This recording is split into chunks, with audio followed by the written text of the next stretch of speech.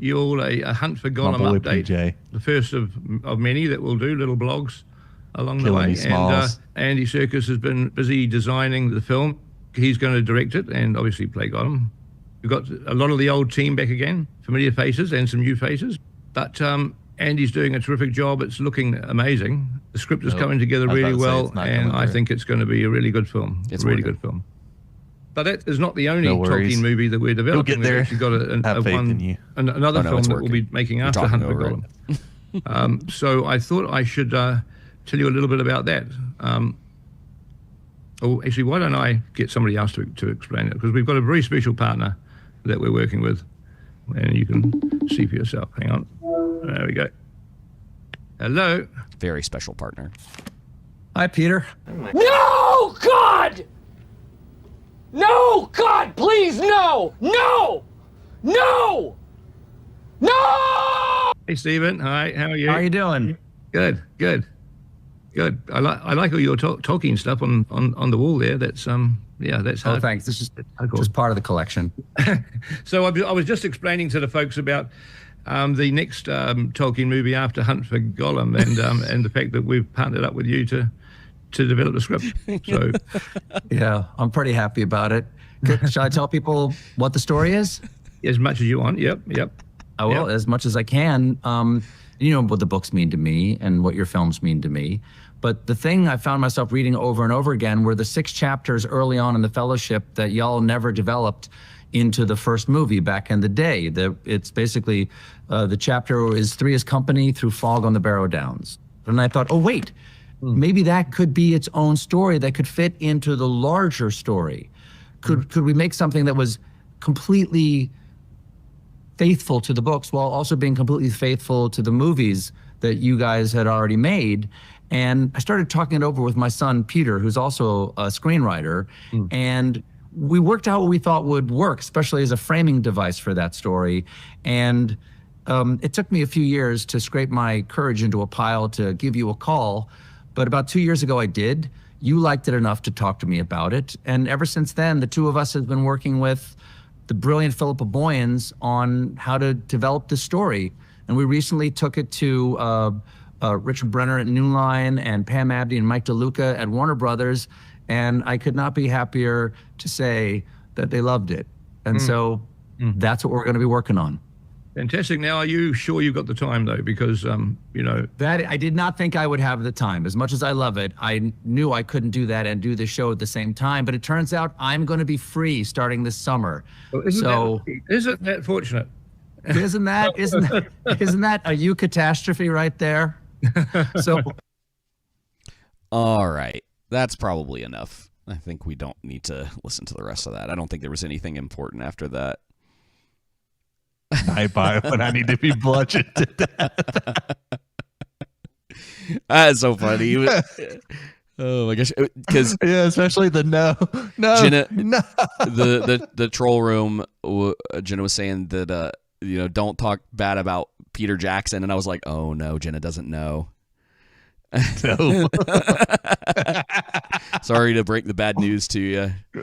That's what we're here for. Dude, I saw this like earlier today and was just like, oh no. And then I know the video came out a little while after they announced this. And Peter's been doing these this is the similar update to what he did during the beginning of the trilogy when they put it back in theaters this year, where he would just sit and talk about aspects of the movie or whatever, which was pretty great. I think, Joseph, this is the marker in history where Lord of the Rings as a franchise has officially been cooked. Yep. Listen, Rings of Power, obviously bad. Hunt for Gollum, you and I are both not going to be good. We're pretty certain about that. This is the moment, I think, that really puts the nail in the coffin for that series. Yeah. And I think it's the choices that they're making. We, as you mentioned, the Hunt for Gollum, why are we focusing on a story that has 1 or 2 paragraphs, if I remember correctly, and that even more importantly, his arc's already completed. What are you adapting that's so central and important that we don't already know? Like, to me, the risk is greater from taking away from the trilogy, the Lord of the Rings trilogies, or trilogy, versus adding to it.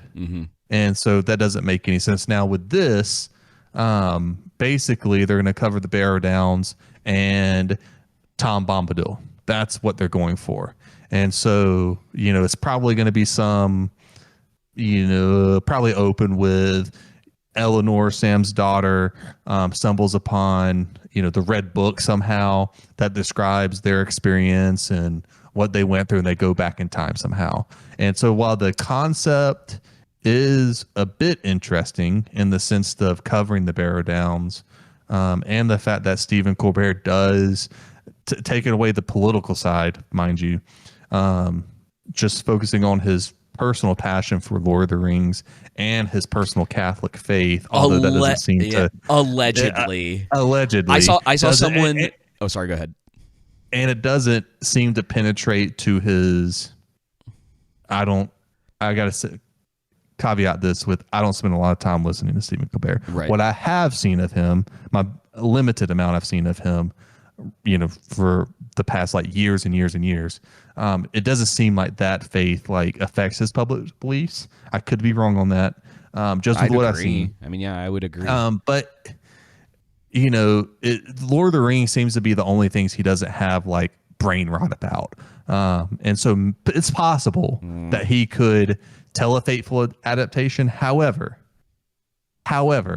it's grim. My outlook is grim because nothing comes out of Hollywood that has the ability to capture the truth and the beauty and light of Tolkien's Middle Earth, unless it's somehow by accident. Yeah. Yeah, exactly. Yeah, they stumble their way into good stuff these days. Yeah, and I think again, this is another story where the Barrow Downs are interesting, and there's a lot of depth they could explore there. But here's the thing: why are we going back? And I don't necessarily mind having the old cast back, like they did with The Hobbit, right? Frodo and Ian Holm, who played Bilbo, and then having a flashback scene of telling the story, right? Yeah. I don't mind that aspect. That's fine.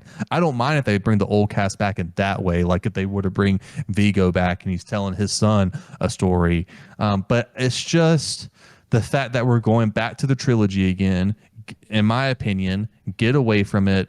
You could easily tear the Barrow Down story. Hopefully my memory serves me correctly. Chat can correct me. But they could tell the Barrow Downs with the rise of Angmar, the rise of the Witch King, the Angmar Wars.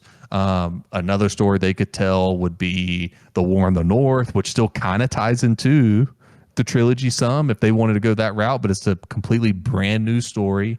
And that's tied still to the trilogy, just not in the same way. And then they could also tell the Kingslaying. There's 3 right off the bat. They could go young Aragorn if they wanted to, and his how he led the some battles in Harad and everything. And so there's just many different routes they could go without having to milk out the Fellowship of the Ring. And I think before in the past I've told you, it seems like it's like the guy that was amazing in high school football, or you could say in college football or in pro football, and it's 10, 20 years later, and it's back in my day and back in my time, just continuously reliving in the past, rather than moving on and capturing something new. Yeah, this is because this really isn't that new. It's Serkis's project. He's directing, he's writing. Jackson is involved in a kind of secondary role. Right. He's not taking the front seat on this, because I don't know if he'll ever.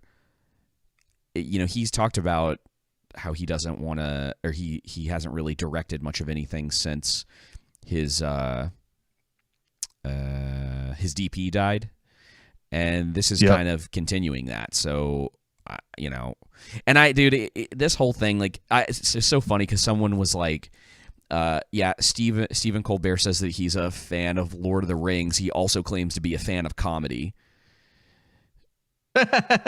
So that's a good point, because it's that whole Hollywood bubble. Because like back in the day, if I remember correctly, correct me if I'm wrong, but he used to be funny. He was right? humorous, like obviously he had good writers too. Like, don't be mistaken. That's a good point about too. that. Because to be honest, like, people kind of the first like season or so of like John Oliver's show, pretty funny.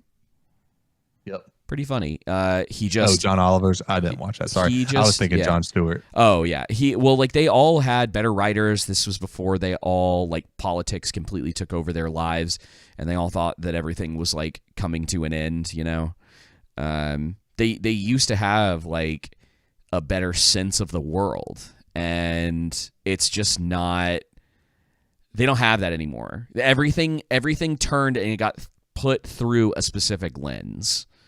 Yeah. And because that happened, that's when all of that stuff really like started to change like 10 years ago, you know? And it's sad, man. Like that's what ends up happening. 'Cause like even Peter, like they joke about in there that Peter mentions like, oh, I love, it's the fakest thing ever, dude. It's just the most actory thing ever, where he's like, oh, I love all of your Lord of the Rings paraphernalia behind you or whatever. Like, they didn't set that up specifically for this video. Yep.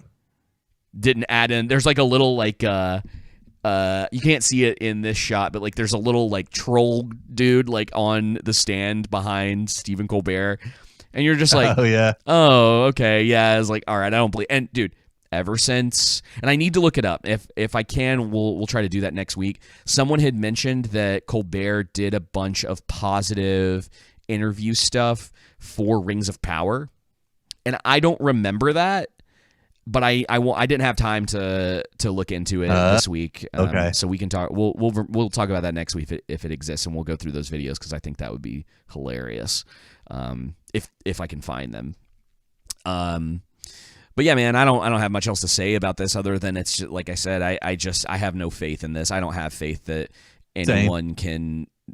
Fantasy in general, I think, is probably pretty dead right now. I think we're about to really go through like a dry period for a lot of that stuff. We'll see what happens with the Brandon Sanderson stuff. And obviously we still have A Knight of the Seven Kingdoms, so it's not going to go completely away. But the big scale high fantasy, like, it's because they're not doing it right, because Hollywood learns all the wrong lessons. Like, why are you going to announce Peter Jackson, Philippa Boyens, and Fran Walsh are coming back, and then do the Hunt for Gollum, and put out that fire? Why are you going to announce this? Why aren't you doing the Angmar Wars, the Kinstrife, the War in the North? You could do the War of the Dwarves and the Orcs. You could do the War of Sauron and the Elves and the founding of Rivendell. There's many stories you can do that doesn't freaking focus around the original trilogy. Mm-hmm. You can grow up and move on and create something new. Nostalgia is good. There's nothing wrong with that. But good grief, man. Like, people stop living in the past so much. They can't do it. It won't happen. Like, create something new. Yeah. Yeah, it would be like nice. I get it. I mean, I can understand you're committing a lot of money. It's a big risk, but you're going to have Peter Jackson and Philippa Boyens and Fran Walsh's name on it. You got that right there. You can bring back the original cast. There's a reason why Viggo's not coming back. It's because their script for The Hunt for Gollum probably sucks. I think you're probably right. More than like, yeah. Yeah, I think I like all the actors and everything from the, it's just like there's a time to move on. Like, there's an end point to things, and there's a reason why. And before we move on, I wanted to read this quote from Christopher Tolkien, if I can find it real fast. That's so funny because I have the quote too. Okay, you want to read it then? Because I'd have to look it up. Yeah. Did you find it on X? Yeah. I got it right here too. Oh, you got it. Okay, go ahead. I'll put it up. I'll put it up on. Well, maybe not. It's my computer's running really I slow. got way more passionate about that than I was expecting. No, dude, it's good. That's what we want. That's what we're here for. Get into it. Man, I got it. Here we go. Okay, so Christopher Tolkien on the commercialization of the Lord of the Rings. This is what he said. Tolkien has become a monster, devoured by his popularity and absorbed by the absurdity of the times. The gap that has opened up between the beauty and seriousness of the work and what it has become is beyond me. Such a degree of commercialization reduces the aesthetic and philosophical scope of this creation to nothing. I have only one solution left: to turn my head away. And I think that's the point that we're getting to. Now, I want to say all this and say, I hope that when Hunt for Gollum comes out, and if this movie by Stephen Colbert and his son comes out, that I'm proving wrong. I hope they're great movies. I don't want them to be bad movies. I'm not wishing for them to fail. Like, I don't wish that. Even though Stephen Colbert, with some of the stuff he's said and done and has promoted, I don't wish that. Like, I want the movie to be successful, but successful for the right reasons. Let's be clear. Yes, exactly. Successful for the right reasons. Yeah. That's the important thing. But I doubt it. So, and Christopher Tolkien tried to warn us, but there was a reason why I guess he saw the writing on the wall with the original trilogy. Mm-hmm. And I think it just with Tolkien's work, it demands a high level of intelligence and care. And, not only that, but Tolkien was a traditionalist. And so, and a conservative at that. He stands for everything. He was a Christian traditionalist conservative, and he stands for everything that Hollywood does not represent.